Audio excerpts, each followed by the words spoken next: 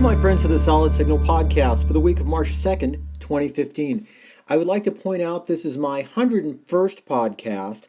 I had intended to be a little bit more self-congratulatory on my 100th podcast, but I really wanted to save those congratulations for the folks at DirecTV who accomplished the impossible in somehow managing to get their satellite problems resolved last week.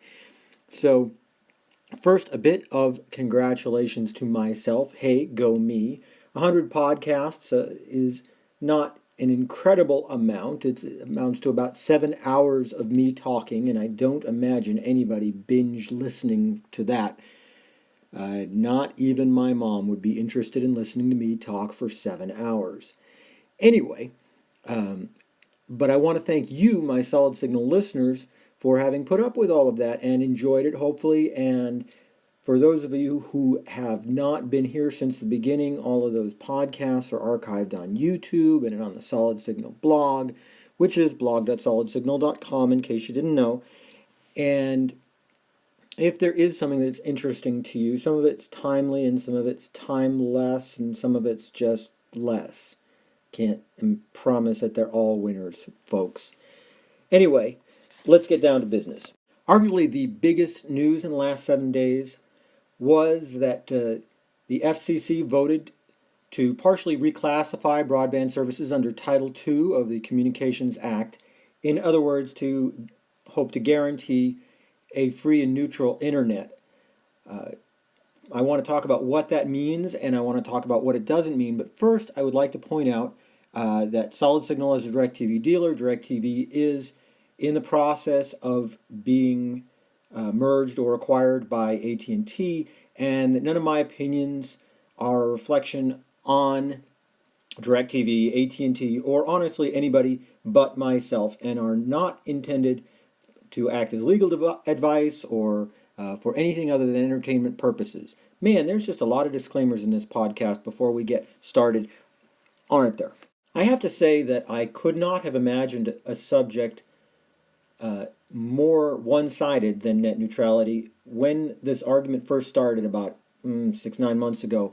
And yet what's been very interesting to me has been a number of the things that were brought up by people on the other side who think that either the net should intentionally remain non-neutral or that in some way the classification is wrong or the rules are improperly applied. And I want to say there are some good points here. In the interest of transparency, the FCC should have probably put out a completely new set of rules, let the public read them, and open them up to comment again.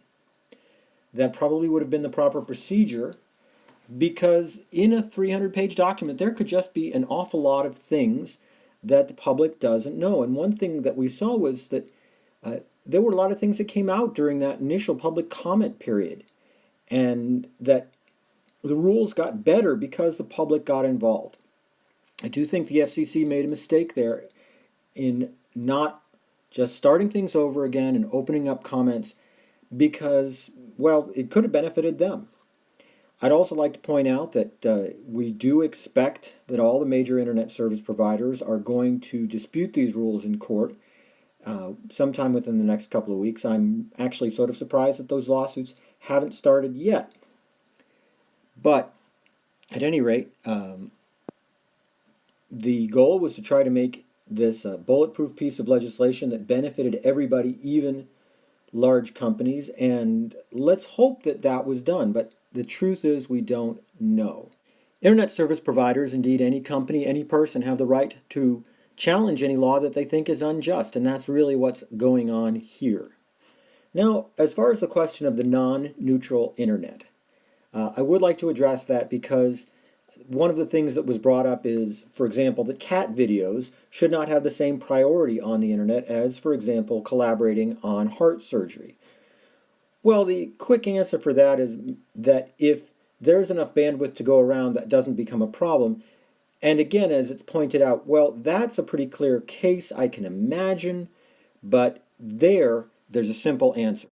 Net neutrality rules do not mean that inside the building that your IT administrator has to allow all sorts of traffic. If, for example, you've got a hospital where they need to collaborate on heart surgery over a video chat, the IT administrator has every right to turn off every other bit of traffic, whether it's cat videos or anything else, to make sure that that company's full bandwidth is being used. And here, in fact, net neutrality rules actually would help. Why? Because it would assure that regardless of what video chat or video collaboration provider was used, that whatever bandwidth could be pushed down that pipe would not be stopped by the internet service provider. Really, that's a very convenient sounding argument, but it doesn't hold a lot of water. Another argument that's been floated is that your personal internet, for example, your 50 megabit internet, is going to be slowed down because your neighbor can't get 50 megabit internet. That's not true. There is no universal service provision being applied, and you're simply going to have the right to get the internet speed that you paid for. You will not be slowed down to what somebody else is able to pay for. At least that's what we're hoping within this 330-page legislation that we have not read. Finally, there's another controversial point, and it's the sort of thing that comes up when, I try to stay out of politics, and I want you to know that I do believe in our process and our government, but I believe that it's also patriotic to tell the truth. And one of the things that's being said is that our internet has flourished for the last 20 years without having any regulation whatsoever, which first of all is not true. There is regulation. Second of all, when you look at internet speeds and cost for speeds around the world, we are not number one. Unfortunately, there are many other places in this world where you can pay less and get more for your internet. And in almost every one of those cases, there is a strict net neutrality policy in place and a lot more government intervention than there is now.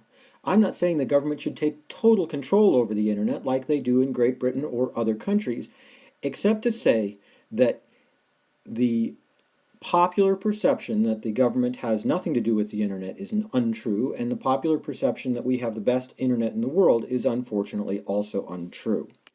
I do think that the steps taken last week were moving in the right direction because they are, if they're not going to be the final rules, they're a step closer to finding rules that both companies and individuals can live with, and they codify the idea that it is unfair to hold providers, internet service providers, content providers hostage for some unfair reason. And that's kind of what the Federal Communications Commission is trying to say. Again, just my opinion.